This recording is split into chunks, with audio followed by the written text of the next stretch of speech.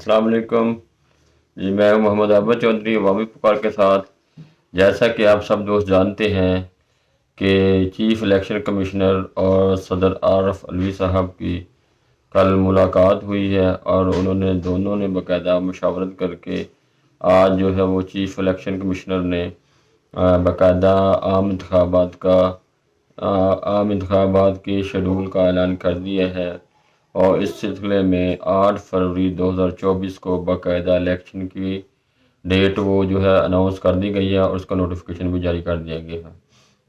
अब सवाल ये है कि पहले भी जो है वो ये केस काफ़ी अर्सा से सुप्रीम कोर्ट में लगा हुआ था, लेकिन जो है इसका फ़ैसला नहीं हो रहा था। वो उसकी क्या वजूहात हैं, फ़ैसला क्यों नहीं हो रहा था, या इसके पीछे कोई और बैक पे जो है इसके कोई और मकासद थे। तो इस सिलसिले में बताता चलूँ कि अब हर आम इंसान जो है वो यही समझ रहा है कि ये जो फैसला है इसमें आयन और कानून की बालादस्ती साहब जो है सुप्रीम कोर्ट ने फैसला दे दिया है, लेकिन जो हकीकत है वो ये नहीं है। हकीकत इसके बरक्स और ही है। जैसा कि आप सबको मालूम है कि 2-3 दिन से अखबारात में आ रहा है कि IMF का एक वफद जो कि पाकिस्तान में मामला का जायज़ा लेने के लिए पहुंच रहा है, या बल्कि में शायद पहुंच भी गया है।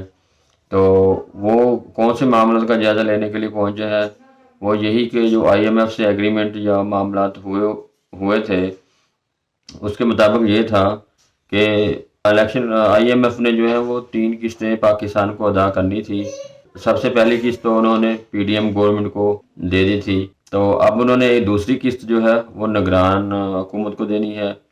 तो उस सिलसिले में वो आजकल पाकिस्तान के दौरे पे है IMF की टीम, और वो मामला का जायज़ा ले रही है कि कौन कौन सी अहम जो मामलात हैं उनको देख रही है कि उनके ऊपर कितना अमल हुआ है।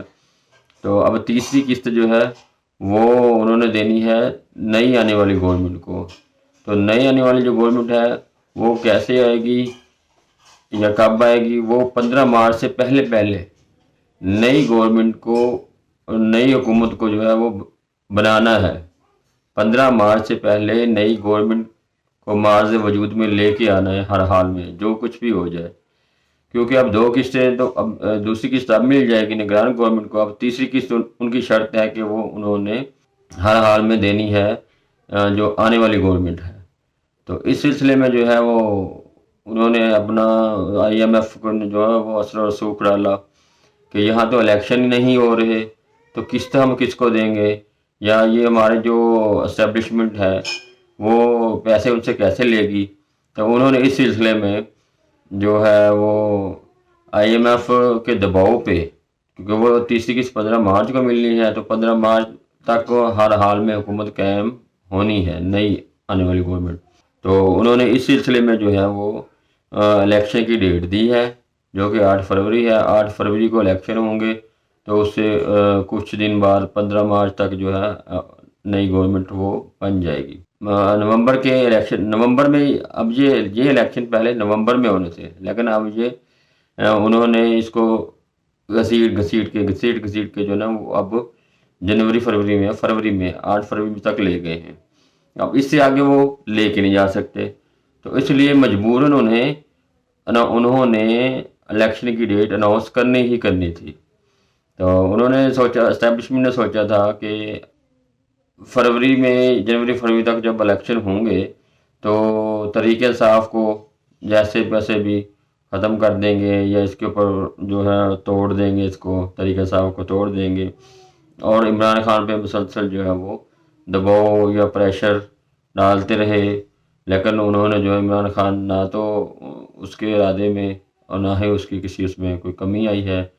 तो इमरान खान जो है वो डट के खड़ा है। तो जो लोग कहते हैं कि इंतखाबात की तारीख देना जो है वो सदर ममलिकत का इख्तियार नहीं है, ठीक है, और सुप्रीम कोर्ट जो है वो सहूलतकारी नहीं कर सकती, तो पंचायत नहीं लगा सकती है। तो अब वो तमाम लोग जो कहते थे कि सदर ममलिकत जो है वो इलेक्शन की तारीख अनाउंस नहीं कर सकता, तो वो आज देख लें कि सुप्रीम कोर्ट ने भी जो है चीफ इलेक्शन कमिश्नर को यही कहा है कि आप सदर ममलिकत से मशावरत करें, मशावरत के बाद फिर हमें जो है वो इलेक्शन की डेट अनाउंस करें।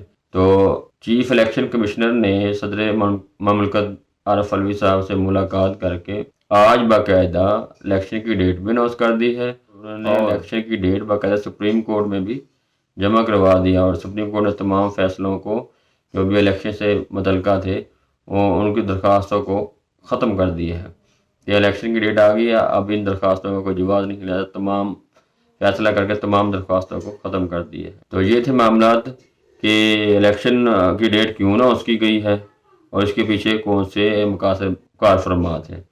تو یہ آئی ایم ایف ہی کار فرما ہے پیچھے، اور وہی جو ہے سارا کچھ آئی ایم ایف کی ٹیم وہی کروا رہی ہے جو بھی کروانا ہے، کیونکہ ہمارے معاملات جو ہیں وہ آئی ایم ایف سے چل رہے ہیں، اور قرضوں کے بغیر ہمارا ملک جو ہے وہ نہیں چل سکتا. تو اب مزید قرضے ملیں گے، مزید ہمارے حکمرانوں کی عیاشیاں چلیں گی، ہمارے جو ہے وہ غریب کے لیے جو ہے وہ پالیسیاں اب مزید سخت ہو جائیں گی. تو اب دیکھنا یہ ہے کہ اب نئی آنے والی جو بھی گورنمنٹ ہوگی وہ کس کی ہوتی ہے، اور وہ جو عام عوام کے لیے وہ کون کون سی اصلاحات کر سکتی ہے.